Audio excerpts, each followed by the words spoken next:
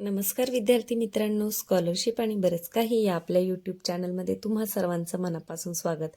आज आपण इयत्ता दुसरीची सन 2023ची मंथनचा जो पेपर आहे सामान्य ज्ञान परीक्षेचा, तर तो कसा आहे हे पाहणार आहोत. म्हणजे काय होईल, जे विद्यार्थी पहिल्यांदा परीक्षा देत आहेत किंवा ज्यांना पेपर सोडवताना आपण काय काय काळजी घ्यायची, कसा कसा पेपर सोडवायचा आहे हे समजावं म्हणून आज आपण मागच्या वर्षीची म्हणजे 2023ची जी प्रश्नपत्रिका आहे ती आज सोडवणार आहोत आजच्या व्हिडिओमध्ये. तर हा व्हिडिओ पाहिल्यानंतर तुमच्या लक्षात येईल की आपला अजून कोणकोणता अभ्यास राहिलेला आहे, पाठांतराचा काही भाग राहिलेला आहे का, आणि मग तुमचा त्या दृष्टीने अभ्यास व्हायला सोपं जाईल आणि प्रश्नपत्रिकेचं स्वरूपसुद्धा तुम्हाला समजेल. चला तर मग आजच्या व्हिडिओला सुरुवात करूया. पुढे पहा, खालील चित्ररूप माहितीमध्ये विविध खेळण्या आवडणाऱ्या मुलींची माहिती दर्शवली आहे. त्यावरून खालील प्रश्नाचे योग्य उत्तर पर्यायातून शोधा. इथे खेळणी आहेत: बाहुली, रिंग, मोबाईल, दोरी आणि खेळणी आवडणाऱ्या मुलींची संख्या. चित्ररूप माहितीवरून उत्तर कशी शोधायची याचा व्हिडिओ आपला आहे चॅनलवर, तुम्ही नक्की पहा. तर पाहूया आपण प्रश्न.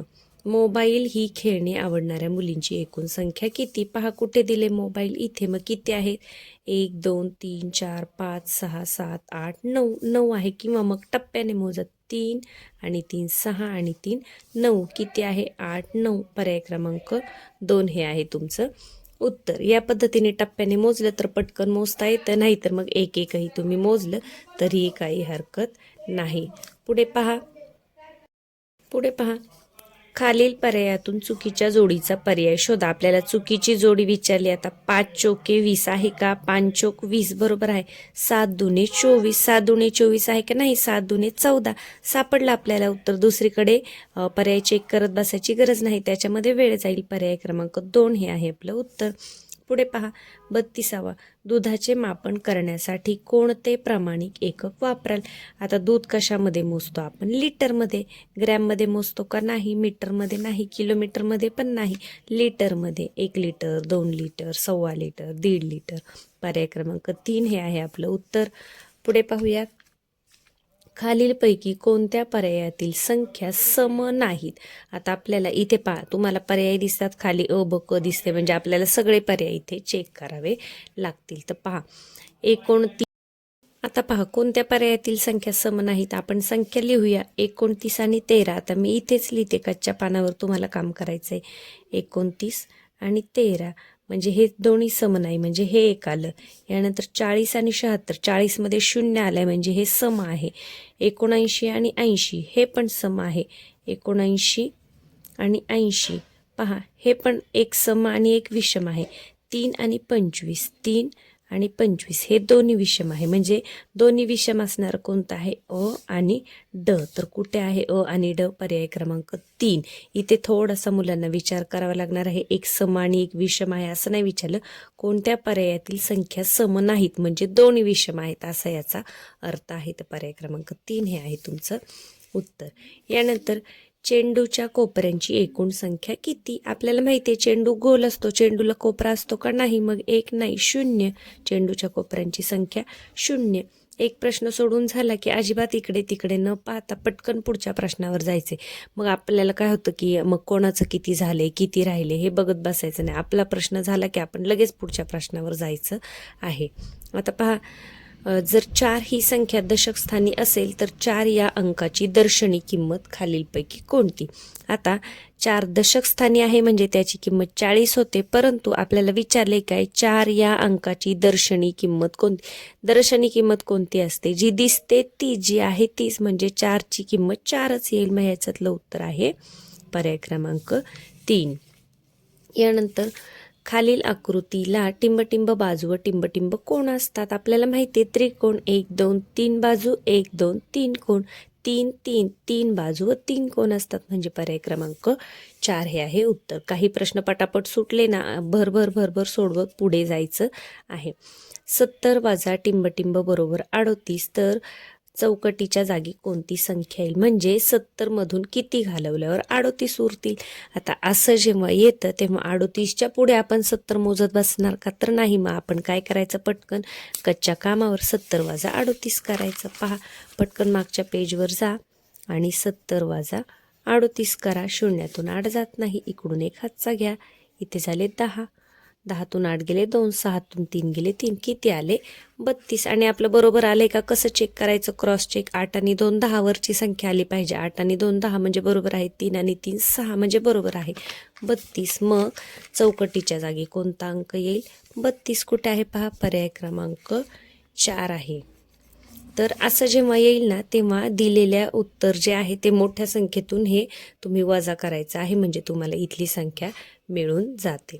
आता पुढे पहा ट अधिक ट अधिक ट अधिक ट अधिक ट अधिक ट बरोबर 18. तर ट बरोबर किती, म्हणजे पहा किती वेळा ट आलाय, 1 2 3 4 5 6, 6 वेळा आलेला आहे. तर मग आपण 6चा पाढा म्हणा. 18 कधी येते बघा, 6 की 6, 6 2 12, 6 त्रिक 18. म्हणजे कोणते टच्या जागी काय असलं पाहिजे, 3. म्हणजे 3चा 6 वेळा 3 मिळवल्यानंतर 18 होतात. 3 सक 18, 6 त्रिक 18. तर इथे पाढ्याचा उपयोग तुम्हाला करायचा आहे. पुढे पहा, सोबतच्या वस्तूचा आकार पर्यायातून शोधा. आता आपल्याला दिसते इथे कपाट आहे, मग ते दंडगोल आहे का, नाही. शंकू नाही, गोल नाही, इष्टिका चिती. आपण पाहिले विटेसारखा आकार, कंपासचा आकार, हे आकार कोणते असतात, इष्टिका चिती. सोबतच्या आकृतीत एकूण किती चौकोन आहेत, आता पहा 1 2 3 4. आणि मग हा जो बाहेरचा आहे तो 5, इकडचा हा सोडून द्यायचा 6, मग वरचं सोडून द्या 7, इकडचं सोडून द्या, हा एक 8 पूर्ण झालेला, आणि हा एक 9, म्हणजे किती आहेत 9. तर या पद्धतीने हे 2चा 1 धरून सुद्धा तुम्हाला तिथे मोजायचं आहे. तर आकृत्या मोजायची जर तुम्हाला प्रॅक्टिस असेल तर असे प्रश्न मुलांना पटकन सुटतात. इकडच्या साईडला सेमीचे प्रश्न आहेत. चला पुढे जाऊया. पुढे आलेला आहे विभाग इंग्रजीचा. तर पहा, गणिताला आपल्याला थोडासा वेळ लागतो, मराठी इंग्रजी पटापट आपलं सुटतं, फक्त आपली शब्दसंपत्ती पाठ असली पाहिजे. पहा, खालीलपैकी अयोग्य स्पेलिंग असलेला महिना कोणता, MARCH मार्च बरोबर आहे, AUGUST ऑगस्ट बरोबर आहे, JANE लिहिले म्हणजे हे स्पेलिंग चुकले, JANUARY जानेवारीचं स्पेलिंग JANUARY. पुढे पहा, सोबतच्या शब्दकोड्यात 4ही अर्थपूर्ण शब्द तयार होण्यासाठी चौकटीच्या जागी येणारा योग्य पर्याय शोधा. आता आपल्याला इथे याच्यापैकी एक इथे ठेवून बघायचंय. BAN ठेवून पाहिलं तर होतंय का, नाही होत. मग काय ठेवून पाहूया, UT ठेवून पाहूया. BUT बट होते, CUT कट होते, PUT पुट होते, आणि HUT हट होते. म्हणजे योग्य उत्तर आहे पर्याय क्रमांक 2. पुढे पहा, खालील वाक्याच्या शेवटी कोणते विरामचिन्ह वापरावे लागेल, व्हॉट अ सरप्राईज. पहा, आश्चर्य वाटलेलं आहे, म्हणजे आपल्याला काय द्यावे लागेल, कॉमा, क्वेश्चन मार्क, फुल स्टॉप, नाही तर एक्सक्लेमेशन मार्क. पर्याय क्रमांक 1 हे आहे आपलं उत्तर. खालील चित्र पहा, चित्रातील पक्षाचा रंग पर्यायातून शोधा. आपल्याला दिसते काय आहे, क्रो, कावळा. कोणता आहे, blue, brown, red, black, black. पर्याय क्रमांक 4. यानंतर पुढे पहा, तुमचा मित्र तुम्हाला सकाळी 10 वाजता भेटला तर तुम्ही कोणत्या शब्दाने अभिवादन कराल. 10 वाजता सकाळी भेटलाय म्हणजे आपण काय म्हणणार, गुड मॉर्निंग. पर्याय क्रमांक 2. गोठ हा शब्द लहान लिपीतील अक्षरात कसा लिहायला. आता आपल्याला दिसते लहान लिपीत कोणता आहे, नुसतं बघितलं तरी लगेच समजते, GOAT गोठ. या पद्धतीने. आता पहा, खालील चित्र पहा व त्या चित्रातील शब्दाशी यमक न जुळणारा पर्याय शोधा. न जुळणारा शोधायचा बरं का आपल्याला. बॉल, बॉल कॉल जुळते, बॉल हॉल, बॉल वॉल जुळते, बॉल बॅट हा यमक न जुळणारा शब्द आहे, म्हणजे उत्तर आहे पर्याय क्रमांक 2. यानंतर खालीलपैकी चुकीची जोडी कोणती, म्हणजे इथे प्राणी आणि त्यांचं राहण्याचं ठिकाण असं दिलेलं आहे. तर स्नेक होल बरोबर आहे, बर्ड नेस्ट बरोबर आहे, डॉग केनल बरोबर आहे, हॉर्स केव नाही, केव म्हणजे गुहा, तर हॉर्स कुठे राहतो, हॉर्स स्टेबल. चुकीची जोडी कोणती आहे, पर्याय क्रमांक 4. पुढे पहा, खालील प्रश्नात प्रश्नचिन्हाच्या जागी येणारा योग्य पर्याय शोधा. आता इथे चित्र दिले, नोज, नोज काय करतं, स्मेल. मग आईज काय करणार, सी, सी म्हणजे पाहणे, SEEC. पर्याय क्रमांक 3 हे आहे तुमचं उत्तर. यानंतर पुढचा प्रश्न पाहूया. शब्दकोशातील क्रमानुसार पुढीलपैकी कोणता शब्द तिसऱ्या स्थानी येईल? शब्दकोशातील क्रम म्हणजे ABCD प्रमाणे. तर पहा, सी पहिलं अक्षर सारखं आहे ना, मग दुसऱ्या अक्षरावरून आपण पाहूया. ABC हा पहिला येईल, ए वाला. ABCDEFGH हा दुसरा येईल आणि तिसरा कोणता येईल? HIJKL. एल म्हणजे हा तिसरा येईल. तर क्लॉक हा जो शब्द आहे तो येईल तिसऱ्या नंबरला. काय करायचं, जेव्हा आपल्याला वर्णानुक्रमे असेल किंवा शब्दकोशातील असेल म्हणजे डिक्शनरी प्रमाणे, तर ABCD प्रमाणे क्रम लावावे लागतात. तर सुरुवातीचा शब्द जर सुरुवातीचा अक्षर आपलं सारखं असेल तर दुसऱ्या नंबरच्या अक्षराचे क्रम लावायचे. आता पहा, ए वाला पहिला येईल, ABCDEFGH. H वाला दुसरं येईल, IJKL. L वाला तिसरं येईल. आणि आपल्याला कोणता विचारले? तिसऱ्या स्थानी येणारा म्हणजे तो शब्द कोणता आहे? हा. आता पुढे जाऊया. आता बुद्धिमत्तेचे प्रश्न सुरू झालेले आहेत. 25 प्रश्न आहेत 50 गुणांसाठी. तर पहा, सईबाईचा कोंबडा आला माझ्या दारी, घालीन चारा पाजीन पाणी. वरील ओळींमध्ये कोणते अक्षर प्रत्येकी 2 वेळा आले नाही? म्हणजे 2 वेळा आले नाही कोणतं ते पाहायचं. आता बघा, चा बघा, पर्यायावरून जा. चा बघा, एकदा आले, दोनदा आले. न पहा, एकदा आले, दोनदा आले. यानंतर पा पहा, एकदा आले, दोनदा आले. म्हणजे घा पहा, घा एकदाच आले फक्त. म्हणजे कोणते अक्षर 2 वेळा आलेले नाही? तर पर्याय क्रमांक 4. तर या प्रश्नांचा जर तुम्ही चांगला सराव केला तर हे बुद्धिमत्तेचे प्रश्न सुद्धा खूप पटापट सुटतात. पुढे पाहूयात. काजूला साखर म्हटले, साखरेला मिरची म्हटले, मिरचीला खोबरे म्हटले, तर चहा बनवताना आई कशाचा वापर करेल? चहा बनवताना आपण काय घालतो? साखर. साखरेला काय म्हटले? साखरेला मिरची म्हटले. म्हणजे आपलं उत्तर काय आहे? मिरची. पर्याय क्रमांक 3. नाहीतर मग आपलं उत्तर कोणतं आहे? पर्याय क्रमांक 3. पुढे पहा, प्रश्न 53 व 54 साठी सूचना. खालील प्रश्नात गटात न बसणारे पद ओळखा. 45, 72, 18, 31. आता जेव्हा अंक असे एकाच ठराविक अंतराने न येता खूप कमी जास्त असतं तेव्हा त्यांची बेरीज पाहायची किंवा पाढा पाहायचा. आता पहा, 4 आणि 5 9, 7 आणि 2 9, 8 आणि 1 9, 3 आणि 1 9 होतात का नाही? म्हणजे वेगळं कोणतं आहे? पर्याय क्रमांक 4. 31. रयत, पवन, वारा, वात. आता रयत म्हणजे लोक, पवन म्हणजे वारा, वारा वात, वात म्हणजे पण वारा. म्हणजे हे समानार्थी शब्द आहेत. यामध्ये वेगळं कोणतं आहे? रयत. म्हणजे याचं उत्तर काय आहे? पर्याय क्रमांक 1. 54 प्रश्नाचं पर्याय क्रमांक 1 चा गोल तुम्ही उत्तरपत्रिकेमध्ये रंगवायचा आहे. सोनाली रुपालीपेक्षा सुंदर आहे, रुपाली चैतालीपेक्षा सुंदर आहे, पण भारती एवढी नाही. तर सर्वात सुंदर कोण? आता रुपाली चैतालीपेक्षा सुद्धा सुंदर आहे पण भारती एवढी नाही. म्हणजे सर्वात सुंदर कोण असणार? भारती. पर्याय क्रमांक 2. आता पहा, आगगाडीने प्रवास करताना तुमच्या शेजारी एक आजोबा उभे आहेत. अशा वेळी तुम्ही काय कराल? गप्पा माराल? नाही. त्यांना थोडे दूर जायला सांगेल? नाही. स्वतः उभे राहून आजोबांना जाग देईल? बरोबर. पहा इथे.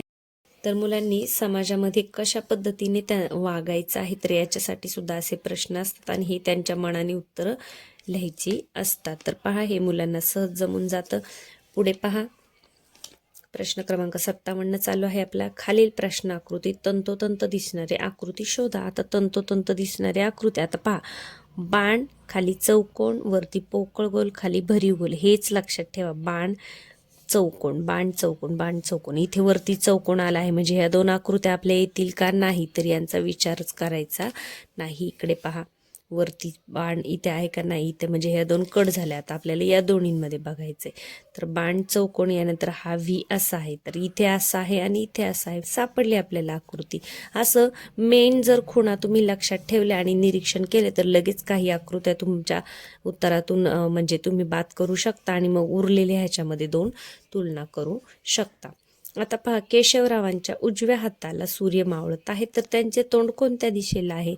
जर त्यांच्या उजव्या हाताला सूर्य मावळत आहे तर तुम्ही स्वतः आपण उभे आहोत असं कल्पना करू शकता की इथं मी उभी आहे, माझ्या समोर माझ्या उजव्या हाताला म्हणजे इकडच्या बाजूला जर सूर्य मावळत आहे तर आपल्या समोर कोणती दिशा असणार आहे? दक्षिण.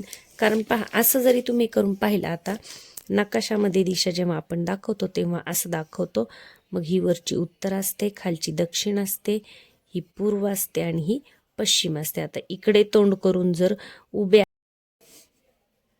उजव्या बाजूला सूर्य मावळत आहे म्हणजे इकडे सूर्य मावळत आहे मग त्यांचं तोंड कुठे असणार आहे तर दक्षिणेला. तर याचं उत्तर आहे दक्षिण. तर तुम्ही या पद्धतीने आकृती काढून सुद्धा करू शकता किंवा स्वतः आपण उभे आहोत आणि आपल्या उजव्या बाजूला सूर्य मावळतोय असं इमॅजिन करून सुद्धा हे उत्तर काढू शकता.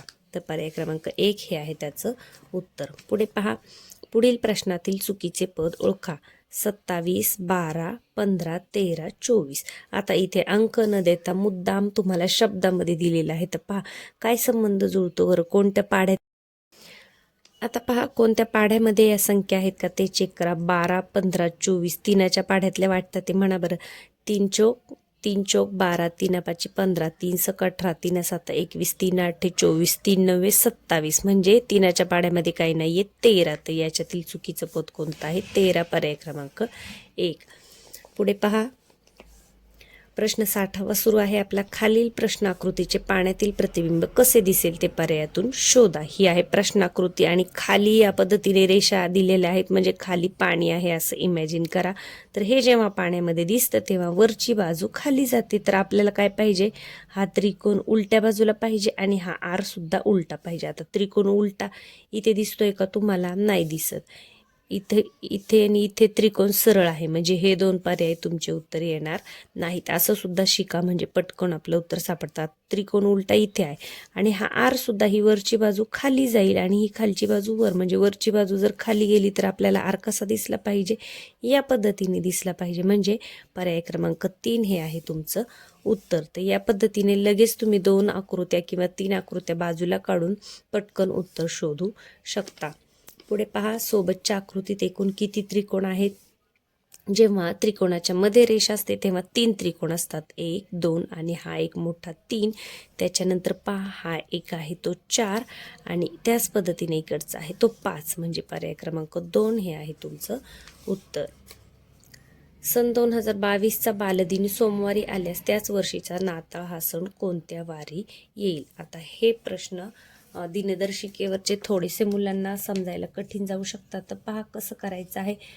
सन 2022चा बालदिन म्हणजे नोव्हेंबर, 14 नोव्हेंबर. आता मी तुम्हाला कच्च्या पानावर करून दाखवते. आता 14 नोव्हेंबरला कोणता वार दिलेला आहे त्यांनी, सोमवार. मग 7-7 दिवसांनी आपण वाढवू शकतो. 7 दुने 14, 7 त्रिक 21. मग त्या 7 दिवसांनी तोच वार येत असतो. मग याच्यामध्ये 7 मिळवा, किती होतील, 7 आणि 3 10 आणि 11, 1 हात झाला 1 म्हणजे 21 तारखेला पण सोमवार येईल. पुन्हा 7 मिळवा, मग 28 तारखेला पण कोणता वार येईल, सोमवार येईल. मग नोव्हेंबर किती दिवसांचा, 30 दिवसांचा. मग 28 29 आणि 30. मग इथे सोमवार, मंगळवार आणि बुधवार येईल. 30 तारखेला बुधवार आला. मग 1 डिसेंबरला कोणता वार येईल, गुरुवार येईल. मग आता 1 डिसेंबरला जो वार आहे तोच आपण 7-7 दिवसांनी पुढे नेऊया. 1 नंतर मग 8 तारखेला सुद्धा गुरुवार येईल, 7 दिवस. पहा 1 तारखेला गुरुवार येईल. मग पुन्हा याच्यामध्ये 7 मिळवा, परत 8 तारखेला गुरुवार येईल, 7 मिळवा, 7 आणि 7 14 आणि 1 15 म्हणजे 15 तारखेला सुद्धा गुरुवार येईल. यानंतर पुन्हा 7 मिळवा, 7 आणि 5 12, 2 हात झाला 1 म्हणजे 22 तारखेला पण कोणता येईल, गुरुवार येईल. मग 23ला शुक्रवार, 24ला शनिवार आणि 25ला कोणता वार येईल, रविवार. म्हणजे या पद्धतीने 7-7 दिवस आपण पुढे ॲड करत गेलो आणि मग आपल्याला कोणता वार मिळाला, ख्रिसमस म्हणजे नाताळ. तर कोणता वार येईल, रविवार. याचं उत्तर आहे पर्याय क्रमांक 1. अशा प्रश्नासाठी थोडासा वेळ जास्त लागू शकतो. तर हा वेळ आपल्याला मिळतो सुद्धा जर आपली मराठी आणि इंग्रजीचं जर पटापट सोडून झालं तर उरलेला वेळ आपल्याला गणितासाठी देता येतो. आणि एखादं उत्तर तुम्हाला अगदीच सुटलं नाही तर मग तो प्रश्न तसा सोडून न देता कोणता तरी एक गोल त्याच्यातला तुम्ही रंगवायचा आहे. गोल कोणतेच रिकामे ठेवायचे नाहीत. पुढे पहा, खालील प्रश्नाकृतीची आरशातील प्रतिमा कशी दिसेल. आता मागच्या वेळेला पाण्यातील प्रतिमा तर असं खाली होता, आता आरशातील प्रतिमा म्हणजे या बाजूला ज्या रेषा दिल्यात ना, मग इकडे आरसा आहे असं समजायचं.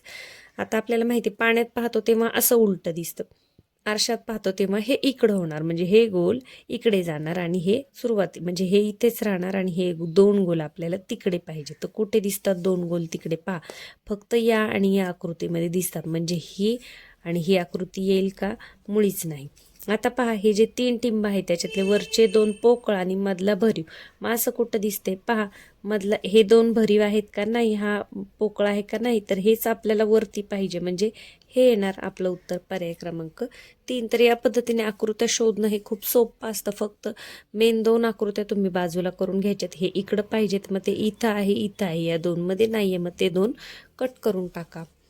पुढे पहा, प्रश्न क्रमांक 64 चालू आहे आपला.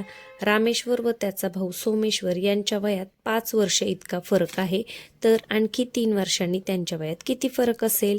आता वयवारी पाहताना आपण पाहिलं तो वयामधला फरक हा नेहमी कायम राहतो. आपला भाऊ जर आपल्यापेक्षा 2 वर्षांनी 5 वर्षांनी मोठा असेल, तर आपण किती मोठे झाले तरी तो आपल्यापेक्षा तेवढ्याच वर्षांनी मोठा असणार आहे, कारण आपल्याबरोबर त्याचं सुद्धा वय वाढणार आहे. तर काय येईल उत्तर? 5 वर्ष, पर्याय क्रमांक 4. एका सांकेतिक भाषेत कासव हा शब्द असा लिहितात, म्हणजे पहा, का साठी त्रिकोण, स साठी चौकोन, व साठी वर्तुळ. सार हा शब्द असा लिहितात, म्हणजे सा साठी भरीव गोल. वरण असा, सरपण असा लिहितात. तर त्या सांकेतिक भाषेत एका सरपटणाऱ्या प्राण्याचे नाव कसे लिहाल?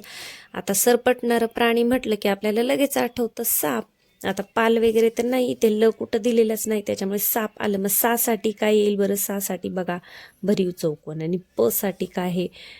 हे पहा, याच्यातले 1 2 3 म्हणजे 1 2 3 म्हणजे भरीव चौकोन आणि हा षटकोन कुठे दिसत आहे? पहा आपल्याला, भरीव चौकोन आणि हा षटकोन, म्हणजे पर्याय क्रमांक 4 हे आहे आपलं उत्तर. पुढे पाहूयात, प्रश्न 66 व 67 साठी. खालील प्रश्नात पहिल्या पदाचा दुसऱ्या पदाशी विशिष्ट संबंध आहे, तसा संबंध तिसऱ्या पदाचा प्रश्नचिन्हाच्या जागी येणाऱ्या पदाशी आहे. तर प्रश्नचिन्हाच्या जागी येणारा योग्य पर्याय शोधा. बैल, वासरू. आता बैलाचं काय असतं? वासरू. हरिणाचं काय असतं? पाडस, बरोबर आहे. शिंगरू नाही. शावक, बरोबर आहे. रेडकू पण नाही. रेडकू म्हशीचं, शिंगरू घोड्याचं. तर म्हणजे कोणतं येईल आपलं? पाडस आणि शावक, म्हणजे अ आणि क. कुठे दिसते अ आणि क? बघा, अ आणि क, म्हणजे पर्याय क्रमांक 2 हे आहे तुमचं उत्तर. नाही तर घाईघाईमध्ये काय होतं, मुलं हरिण, पाडस हा लगेच पहिल्या नंबरचा गोल रंगवतील. तर तसं करायचं नाही. जेव्हा खाली असे जास्त पर्याय दिसतात तेव्हा सगळे पर्याय आपल्याला तिथे तपासून पाहावे लागतात. पुढे पहा, 67.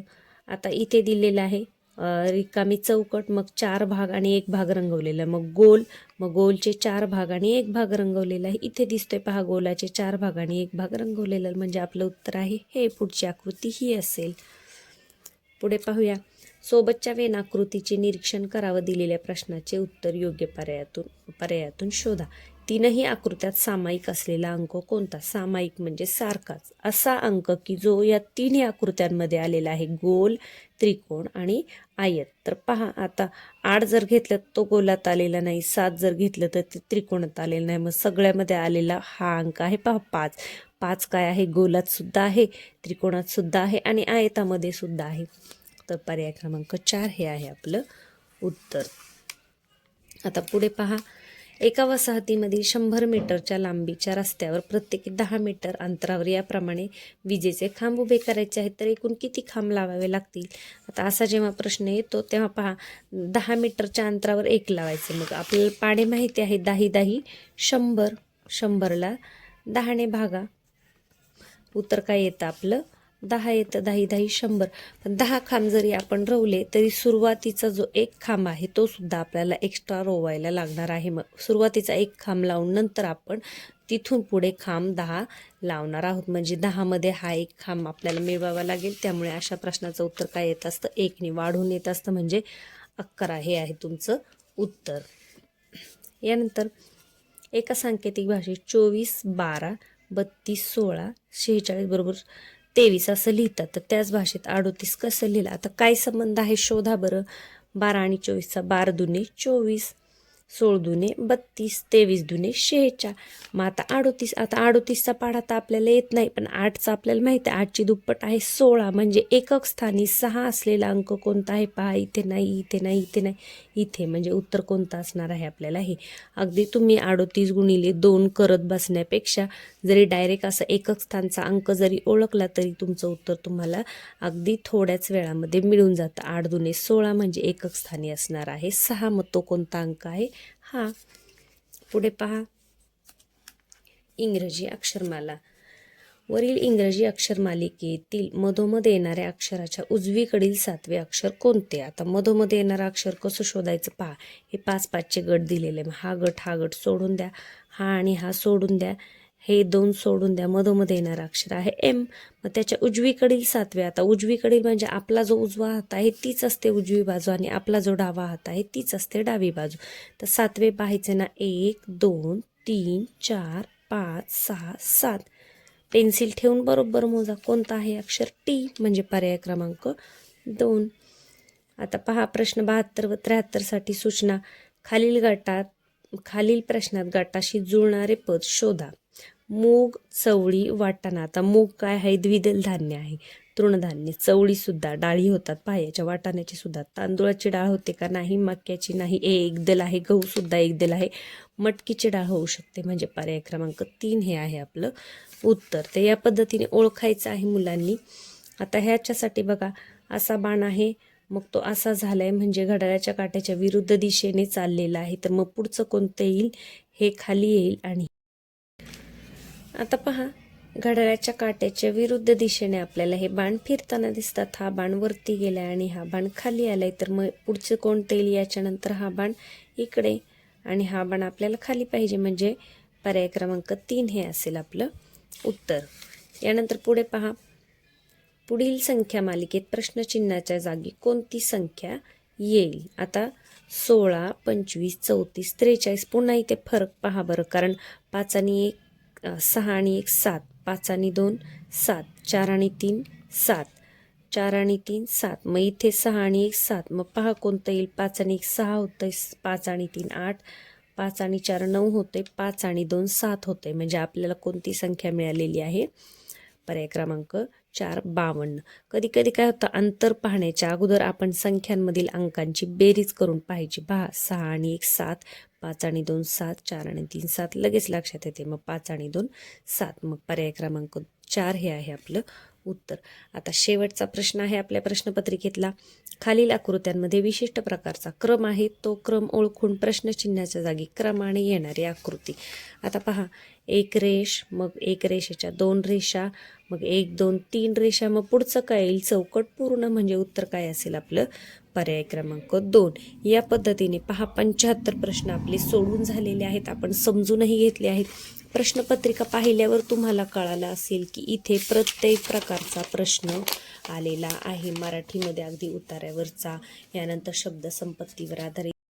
इंग्रजीचे सुद्धा प्रश्न अगदी सोपे आहेत, बुद्धिमत्ता चाचणीचे. फक्त आपल्याला काय करायचे, प्रश्न पटापट वाचायचा आहे, प्रश्नामध्ये काय विचारलं आहे हे समजून घ्यायचं आहे, उत्तराचा पर्याय पाहायचा आहे, बरोबर उत्तरपत्रिकेवर बोट ठेवायचं आहे आणि तोच गोल तुम्हाला तिथे रंगवायचा आहे. कधी कधी काय होतं, जेव्हा मुले पहिल्यांदा परीक्षा देतात तेव्हा त्यांना वेळ पुरत नाही, गडबड होते. मग शेवट जर तुमचे काही प्रश्न इकडे सोडवायचे राहून गेले तर ते तसेच सोडून न देता कोणत्याही एका वर्तुळाला त्याच्यातल्या गोल करून टाकायचे. पण हे कधी अगदी शेवटचे 1-2 मिनटं उरले असतील तेव्हा. आणि तुम्ही जर पटापट प्रश्न वाचून जर प्रश्न सोडवले, त्याच्याही आधी चांगल्या पद्धतीने जर तुम्ही प्रश्नसंचचा सराव केला तर तुम्हाला अगदी ही उत्तरं सहज आणि पटापट सुटतात. प्रश्नपत्रिका ही अगदी सोपी असते आणि ही आपल्याला दडपण घेण्यासाठी अजिबात नाही. एवढं लक्षात ठेवा, अजिबात घाबरून जायचं नाही. आपल्याला येईल तेवढं अगदी व्यवस्थित सोडवायचं आहे. तुम्ही जर छान पद्धतीने पाठांतर वगैरे जर केलं, सराव केला, तर तुम्हाला नक्कीच या परीक्षेमध्ये खूप चांगले असे गुण मिळतील. तर आज मी मुद्दामून हा व्हिडिओ बनवला म्हणजे कोणकोणता अभ्यास आपल्याला करायला पाहिजे. आता तुम्ही मराठीमध्ये पाहिलं सगळ्या प्रकारच्या शब्दसंपत्तीवर आधारित प्रश्न होते. यानंतर इंग्रजीमध्ये पहा, त्यानंतर बुद्धिमत्तेमध्ये दिनदर्शिकेवर आधारित, आपलं स्वतःचं वैयक्तिक मतावर आधारित, आकृत्या मोजण्यावर आधारित, गणितामध्ये सुद्धा पाड्यांवर आधारित, असे वेगवेगळे म्हणजे सगळाच अभ्यास आपला इथे झालेला असला पाहिजे. तर आजचा व्हिडिओ भरपूर मोठा झालेला आहे, पण तो तितकाच महत्त्वाचा आहे आणि तुम्ही व्हिडिओ पूर्ण पाहिल्याबद्दल खूप खूप धन्यवाद. तर कमेंट सेक्शन आपलं ऑफ असतं, कारण मेड फॉर किड्स, लहान मुलांसाठी व्हिडिओ असल्यामुळे. फक्त तुम्हाला जर व्हिडिओ आवडला असेल तर व्हिडिओच्या खाली जे लाईकचं बटन आहे त्याला नक्कीच क्लिक करा, म्हणजे मला समजून जाईल की हा व्हिडिओ मुलांसाठी किती महत्त्वाचा आहे. तुमच्या मित्रमैत्रिणींमध्ये नक्की शेअर करा, जेणेकरून त्यांनासुद्धा याचा नक्की फायदा होईल.